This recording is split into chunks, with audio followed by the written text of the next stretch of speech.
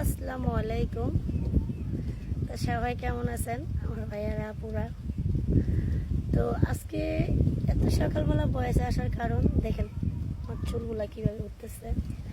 মানে আমার ছাদটাই তো আমার স্বপ্ন। আমি তো সকালবেলা উঠে আমার ছাদে চলে আসি, না আসলে আমার ভালো লাগে না। তো আসার পরে এত ভালো লাগতেছে, এটা বাসায় তবু জানি না কারা গাছের প্রতি, গ্রামের প্রতীক, সবুজ গাছপালা, পাখির ডাক, এগুলো শুনতে কার কাছে ভালো লাগে আমি জানি না, কিন্তু আমার কাছে অসম্ভব ভালো লাগে। আমি ঢাকা থাকতাম, কিন্তু আমার একটা সময় মনে হলো যে না, আমি গ্রামে চলে যাব।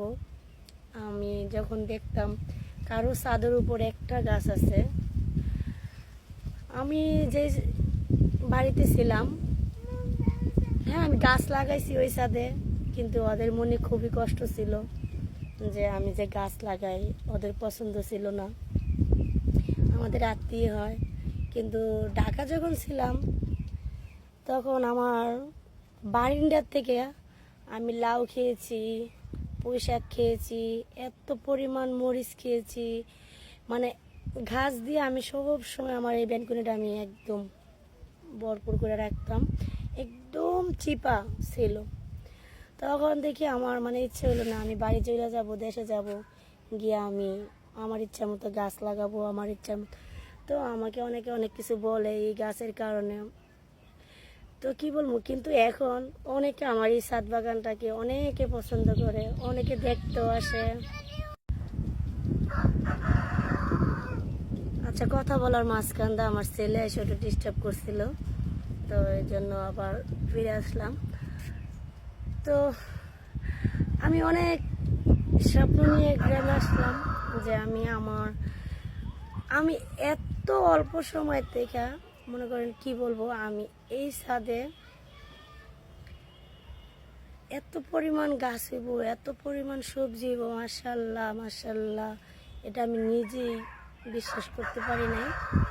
মাঝে মধ্যে আমারও ভাবতে যে এত অল্প সময়ের ভিতরে মাশাল্লাহ, কি বলবো, দেখেন এই যে জিনিসগুলো।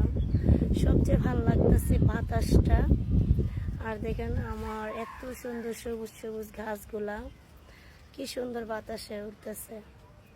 আসলে এরকম দৃশ্য দেখতে কার না ভালো লাগে আমি জানি না, কিন্তু আমার কাছে অনেক ভালো লাগে। আর আমি গুছিয়ে কথা বলতে পারি না, হয়তো বা অনেকে আমার কথা শুনতে পছন্দ করে না, কারণ আসলে কি জানেন, অনলাইন জগতে অনেকে গুছিয়ে কথা বলতে পারে না। ক্যামেরার সামনে আসলে যখন একটা বলতে যাই আরেকটা বইলা ফেলাই, বলতে পারি না। তো এই যে দেখেন, এই যে ছাদের ভিতরে কচু গাছ, এটা তো একটা দেখার মতন জিনিস ছাদের উপরে। তারপরে দেখেন মাশাল্লাহ, কি বলবো, এই যে কত সুন্দর সুন্দর কচুর লতি, মাশাল্লাহ।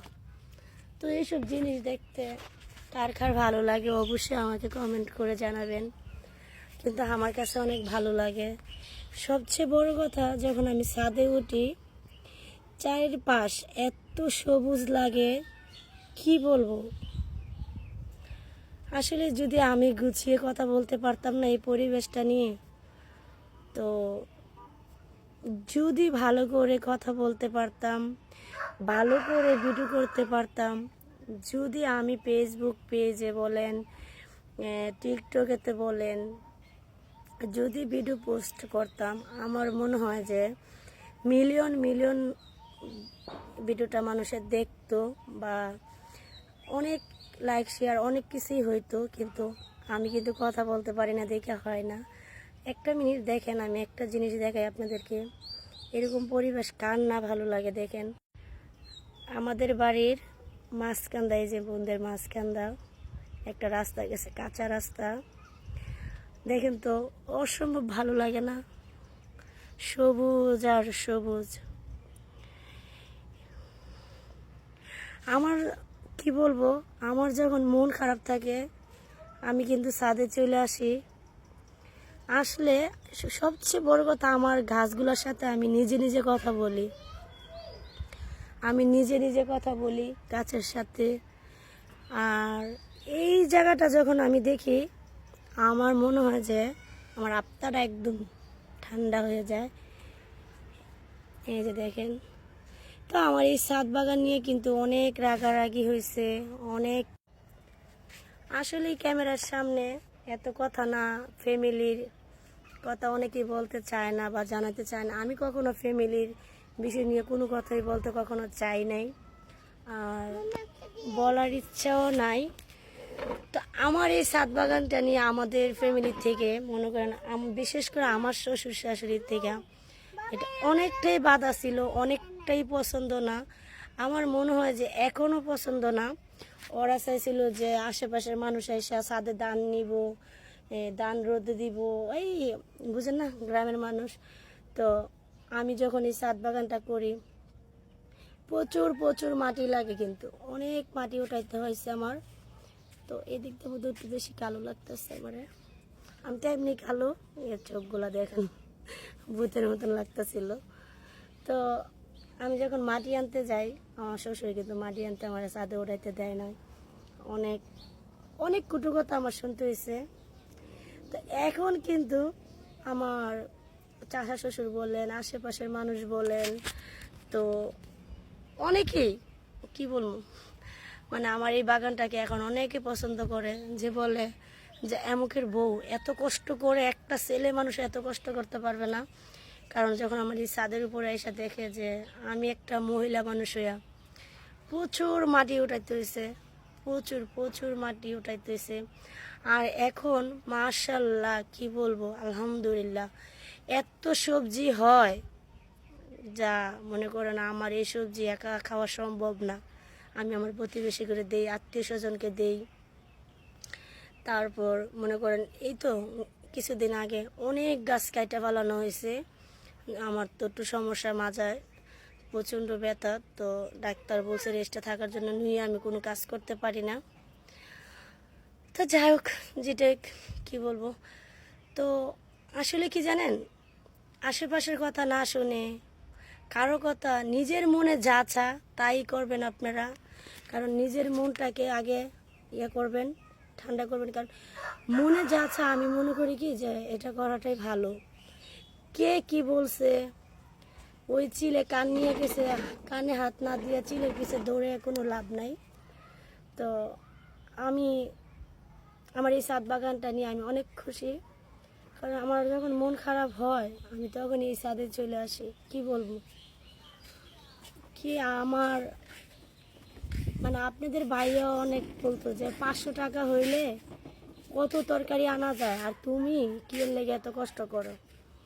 তো এখন দেখেন এই যে দুল দুল দেখছেন।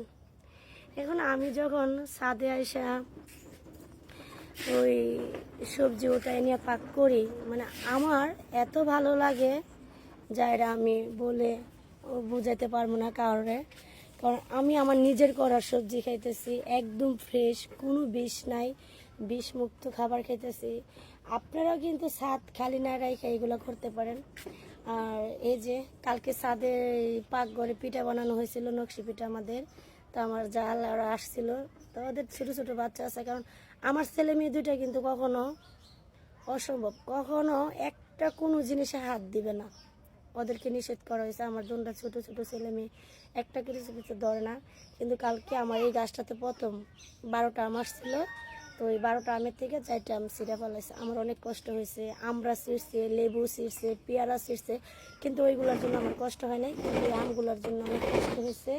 এইখানে আরও 4টা আম ছিল, 5টা আম ছিল এখানে, এই যে মাসাল্লাহ আরও আছে এদিকে। আর দেখেন ছাদের উপরে দেখেন তো, দেখেন তো এই যে পাট শাক, কত সুন্দর পাট শাক। তো আমার এই ছাদ বাগানটা কিন্তু করা কষ্টের থেকে। আমি যখন ভাড়া থাকতাম ওই ছাদের উপরে অনেক কথা শুনতাম, অনেক অপমানীয় হইতাম, তাও আমি ছাদে গাছ লাগাইতাম। ওই কষ্টের কারণে আজকে আমার ছাদের উপরে মানুষ চেষ্টা করলে পারে না এমন কোনো কাজ আছে করতে পারে। সবাই ভালো থাকবেন, সুস্থ থাকবেন, আল্লাহ হাফেজ। ভিডিওটা এই পর্যন্তই, ভিডিওটা আর বাড়াবো না, টাটা।